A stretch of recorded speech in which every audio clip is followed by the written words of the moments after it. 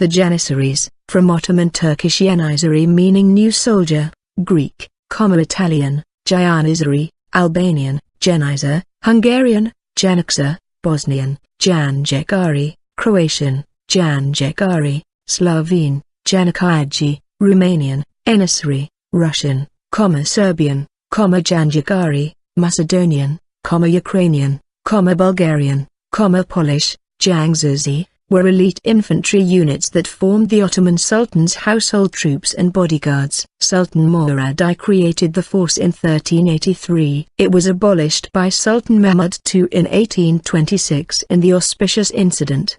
They were an elite corps whose internal cohesion was cemented by strict discipline and prevalent order. The origins of the Janissaries are shrouded in myth, although traditional accounts credit Orhan I, an early Osman Bey who reigned from 1326 to 1359, as the founder. Modern historians such as Patrick and Ross date the formation of the Janissaries to around 1365, during the rule of Orhan's son Murad I, the first Sultan of the Ottoman Empire. The Janissaries became the first Ottoman standing army replacing forces that mostly consisted of tribal warriors, Ghazis, whose loyalty and morale were not always guaranteed. From the 1380s to 1648s, the Janissaries were gathered through the defzerm system which was abolished in 1638. 6. This was the recruiting of non-Muslim children, notably Anatolian and Balkan Christians. Jews were never subject to defzerm, nor were children from Turkic families. In early days, all Christians were enrolled indiscriminately. Later, those from Greece and Serbia were preferred. The Janissaries were kapkula, sing. Kapkulu, door servants or slaves of the porti, neither freemen nor ordinary slaves, Turkish, kol. They were subjected to strict discipline and were the first army to wear a uniform, but were paid salaries and pensions upon retirement and formed their own distinctive social class. 10. As such, they became one of the ruling classes of the Ottoman Empire, rivaling the Turkish aristocracy. The brightest of the Janissaries were sent to the palace institution, Induan. Through a system of meritocracy, the Janissaries held enormous power, stopping all efforts to reform of the military. According to military historian Michael Antonussi and economic historians Glenn Hubbard and Tim Kaine, the Turkish administrators would scour their regions, but especially the Balkans, every 5 years for the strongest sons of the Sultan's Christian subjects. These boys, usually between the ages of 6 and 14, were then taken from their parents and given to Turkish families in the provinces to learn Turkish language and customs, and the rules of Islam. The recruits were indoctrinated into Islam, and supervised 24 hours a day. They were subjected to severe discipline, being prohibited from growing a beard, taking up a skill other than soldiering, and marrying. As a result, the Janissaries were extremely well-disciplined troops, and became members of the askari class, the first-class citizens or military class. Most were non-Muslims because it was not permissible to enslave a Muslim. This elite corps was second only to the Sultan in the Ottoman Empire. The Janissary system was introduced in the 14th century. It was a similar system to the Egyptian Mamluks, creating a counterbalance to the tribal, ethnic and favored interests which make a system imbalanced. The Janissary corps was a trained and loyal group of slaves to the Sultan. In the late 16th century, a Sultan gave in to the pressures of the corps and permitted Janissary children to become members of the corps, a practice strictly forbidden for the previous 300 years. They also became rent-seeking and sought protection of their special rights and advantages. According to paintings of the era, they were also permitted to grow beards. Consequently, the formerly strict rules of succession became open to interpretation. While they advanced their own power, the Janissaries also helped to keep the system from changing in other progressive ways. The Janissary corps was most responsible for the political stagnation of Istanbul. Greek historian Dimitri Kitsikos in his book Türkiye'nin İmparatorluğu, Turko-Greek Empire, states that many Christian families were willing to comply with the defzerm because it offered a possibility of social advancement. Conscripts could one day become Janissary colonels, statesmen who might one day return to their home region as governors, or even grand viziers or balubs, Governor-generals. Some of the most famous Janissaries include George Kastrioti Skanderbeg, an Albanian, who defected and led a 20-year Albanian revolt against the Ottomans. Another was Sokalu Mehmed Pasha, a Bosnian Serb who became as Grand Vizier, served 3 sultans, and was the de facto ruler of the Ottoman Empire for more than 14 years. The Janissary Corps were distinctive in a number of ways. They were the first regular army to wear unique uniforms, to be paid regular salaries for their service, to march to music, the meter, to live in barracks and to make extensive use of firearms. Those aspects can be seen as precursors of the modern military system. Citation needed. A Janissary battalion was a close-knit community, effectively the soldier's family. By tradition, the Sultan himself, after authorizing the payments to the Janissaries, visited the barracks dressed as a Janissary trooper, and received his pay alongside the other men of the 1st Division. They also served as policemen, palace guards, and firefighters during peacetime. The Janissaries also enjoyed far better support on campaign than other armies of the time. They were part of a well-organized military machine, in which one support corps prepared the roads while others pitched tents and baked the bread. Their weapons and ammunition were transported and resupplied by the Serbesi Corps. They campaigned with their own medical teams of Muslim and Jewish surgeons, and their sick and wounded were evacuated to dedicated mobile hospitals set up behind the lines. These differences, along with an impressive war record, made the Janissaries a subject of interest and study by foreigners during their own time. Although eventually the concept of a modern army incorporated and surpassed most of the distinctions of the Janissaries, and the corps was eventually dissolved, the image of the Janissary has remained as one of the symbols of the Ottomans in the Western psyche. By the mid-18th century they had taken up many trades and gained the right to marry and enroll their children in the corps, and very few continued to live in the barracks. Many of them became administrators and scholars. Retired or discharged Janissaries received pensions, and their children were also looked after. This evolution away from their original military vocation was the major cause of the system's demise.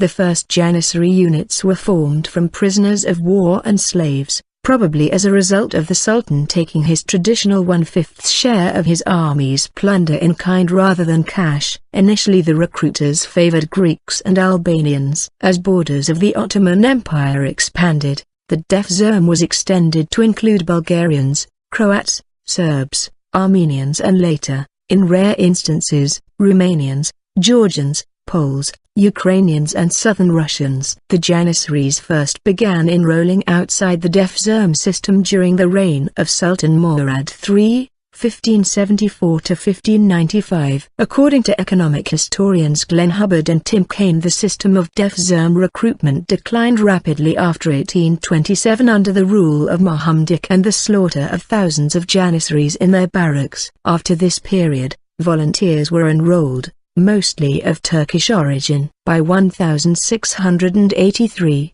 Sultan Mehmet IV abolished the Defzerm, as increasing numbers of originally Muslim Turkish families had already enrolled their own sons into the force, hoping for a lucrative career. The prescribed daily rate of pay for entry-level Janissaries in the time of Ahmet I was 3 akçes. Promotion to a cavalry regiment implied a minimum salary of 10 akçes. Janissaries received a sum of 12 akçes every 3 months for clothing incidentals and 30 akçes for weaponry, with an additional allowance for ammunition as well. When a Christian boy was recruited under the Defzerm system, he would first be sent to selected Turkish families in the provinces to learn how to speak Turkish, the rules of Islam, and the customs and cultures of Ottoman society. After completion of this period, Asemi, Rookie, boys would be gathered to be trained in an Asemi school at the capital city. At the school, young cadets would be selected for their talents in different areas to train as engineers, artisans, riflemen, clerics, archers, artillery, etc. Janissaries trained under strict discipline with hard labor and in practically monastic conditions in Asemi, Rookie or cadet schools, where they were expected to remain celibate. Unlike other Muslims, they were expressly forbidden to wear beards, only a mustache. These rules were obeyed by Janissaries, at least until the 18th century, when they also began to engage in other crafts and trades, breaking another of the original rules. In the late 16th century, a sultan gave in to the pressures of the Janissary corps and permitted Janissary children to become members of the corps, a practice strictly forbidden for 300 years. They also became rent-seeking and made goals to protect their special rights and advantages. Consequently, succession rules, formerly strict, became open to interpretation. They gained their own power but kept the system from changing in other progressive ways. The Janissary corps was most responsible for the political stagnation of Istanbul. For all practical purposes, Janissaries belonged to the Sultan and they were regarded as the protectors of the throne and the Sultan. Janissaries were taught to consider the corps as their home and family, and the Sultan as their father. Only those who proved strong enough earned the rank of true Janissary at the age of 24 or 25. The Okak inherited the property of dead Janissaries, thus acquiring wealth. Janissaries also learned to follow the dictates of the dervish Saint Haji Bekdashvili, disciples of whom had blessed the first troops. Bekdashi served as a kind of chaplain for Janissaries. In this and in their secluded life, Janissaries resembled Christian military orders like the Knights Hospitaller. As a symbol of their devotion to the order, Janissaries wore special hats called bork. These hats also had a holding place in front, called the karskluk, for a spoon. This symbolized the karskardsligi, or the brotherhood of the spoon, which reflected a sense of comradeship among the Janissaries who ate, slept, fought and died together.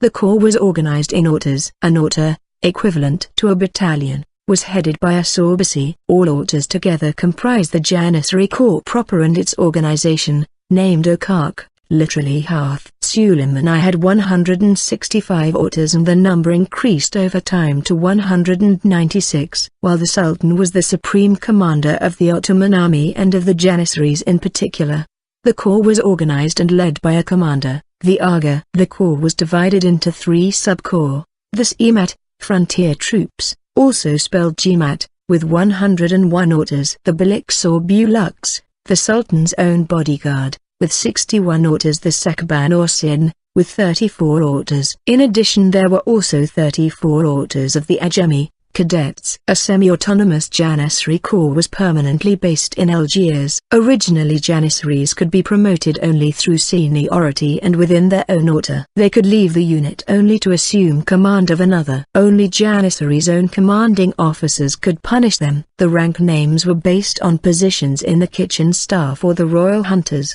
perhaps to emphasize that Janissaries were servants of the Sultan. Local Janissaries, stationed in a town or city for a long time, were known as Yerlias. Even though the Janissaries were part of the royal army and personal guards of the Sultan, the corps was not the main force of the Ottoman military. In the classical period, Janissaries comprised only 1/10 of the overall Ottoman army, while the traditional Turkish cavalry made up the main battle force. According to David Nicole, the number of Janissaries in the 14th century was 1,000 and about 6,000 in 1475. The same source estimates the number of Tamali Sipahi, the provincial cavalry which constituted the main force of the army, at 40,000. Documentation from the 1620s and 1630s recording troop mobilization levels for 2 middle-sized campaigns suggest that at a time when full Janissary membership in the Istanbul barracks amounted to some 30,000 men, those actually deployed at the front ranged between 20,000 and 25,000. A roll call held in Hungary in 1541,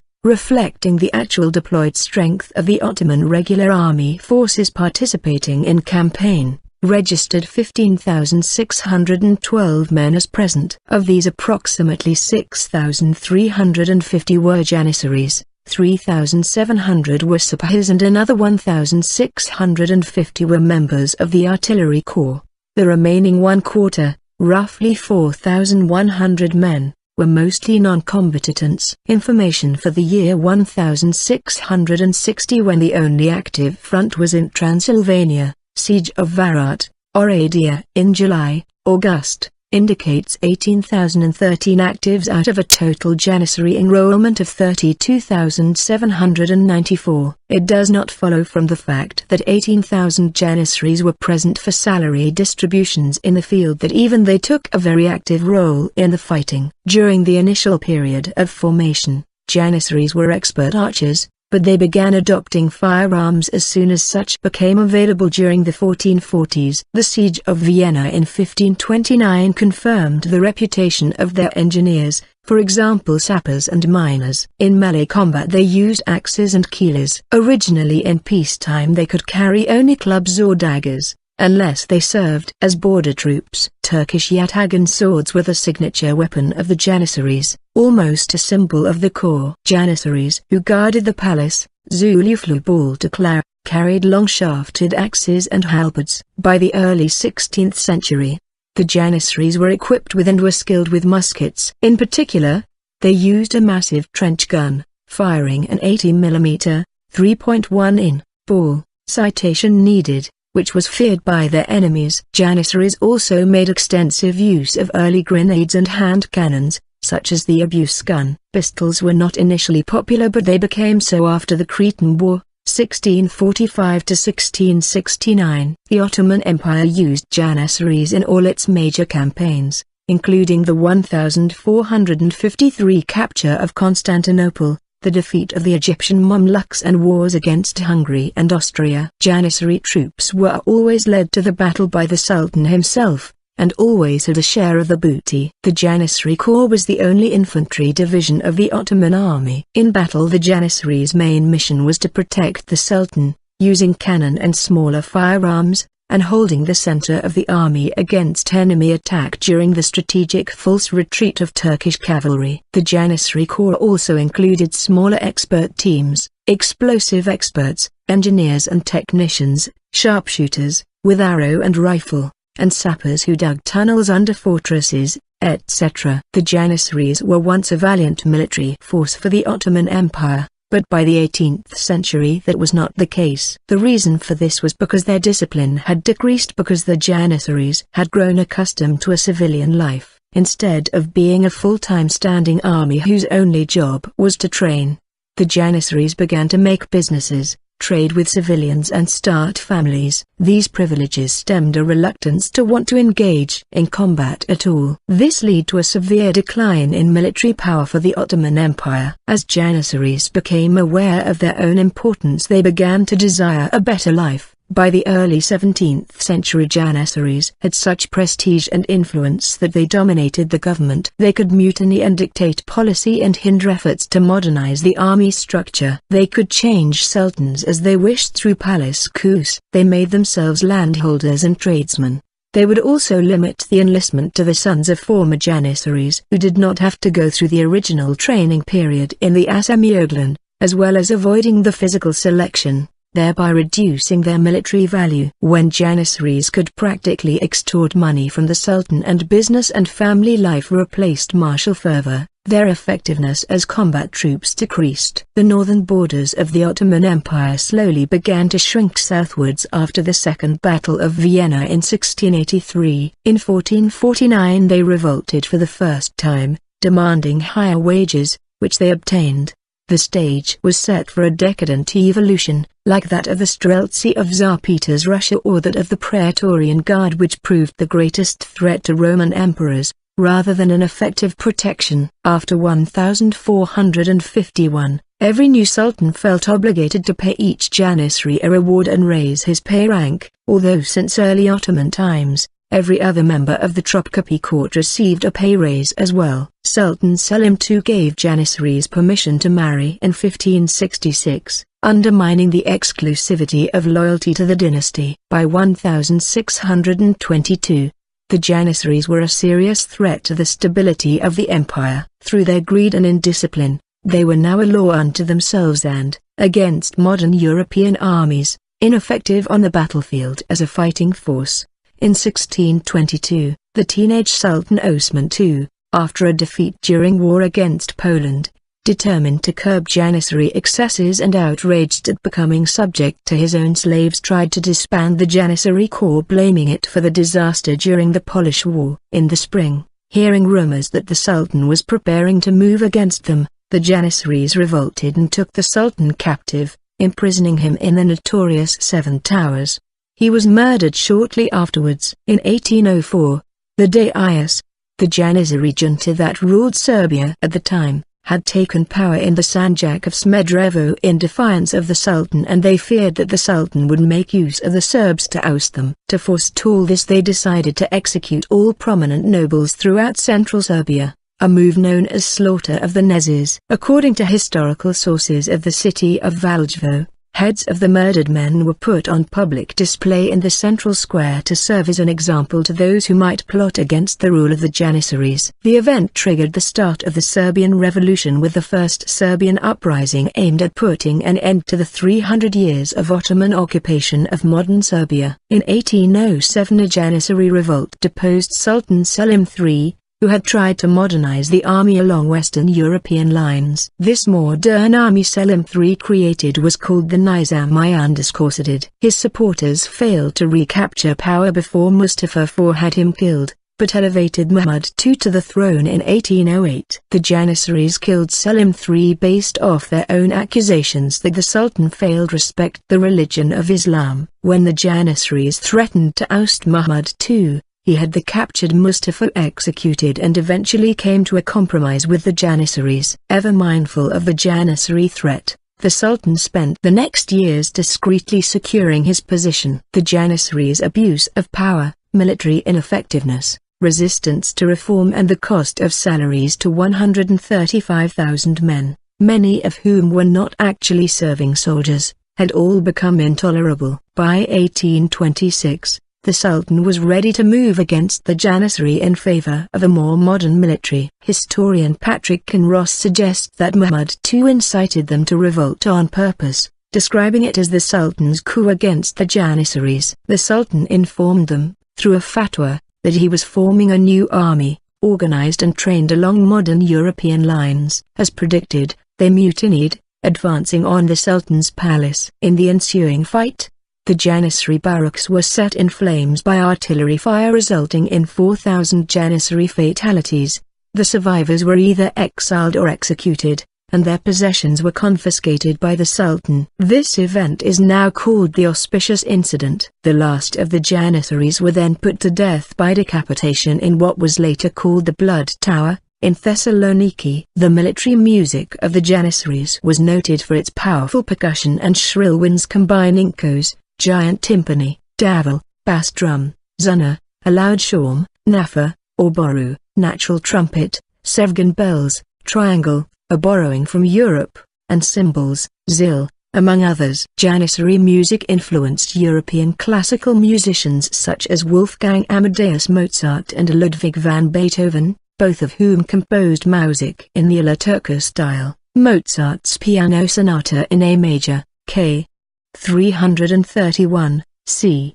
1783, Beethoven's Incidental Music for the Ruins of Athens, Opus 113, 1811, and the final movement of Symphony No. 9, although the Beethoven example is now considered a march rather than a liturka. Sultan Mehmed II abolished the Meta Band in 1826 along with the Janissary Corps. Mehmed replaced the Meta Band in 1828 with a European-style military band trained by Giuseppe Donizetti. In modern times, although the Janissary Corps no longer exists as a professional fighting force, the tradition of meta music is carried on as a cultural and tourist attraction. Asked army to wear a uniform, but were paid salaries and pensions upon retirement and formed their own distinctive social class. 10. As such, they became one of the ruling classes of the Ottoman Empire, rivaling the Turkish aristocracy. The brightest of the Janissaries were sent to the palace institution, Induan. Through a system of meritocracy, the Janissaries held enormous power, stopping all efforts to reform of the military. According to military historian Michael Antonussi and economic historians Glenn Hubbard and Tim Kaine, the Turkish administrators would scour their regions, but especially the Balkans, every 5 years for the strongest sons of the Sultan. The Janissaries, from Ottoman Turkish Yenizeri meaning new soldier, Greek, Italian, Giannizzeri, Albanian, Jeniçer, Hungarian, Jeniçer, Bosnian, Janjičari, Croatian, Janjičari, Slovene, Jeniçeri, Romanian, Yeniceri, Russian, Serbian, Janjičari, Macedonian, Ukrainian, Bulgarian, Polish, Jangzizi, were elite infantry units that formed the Ottoman Sultan's household troops and bodyguards. Sultan Murad I created the force in 1383. It was abolished by Sultan Mehmed II in 1826 in the auspicious incident.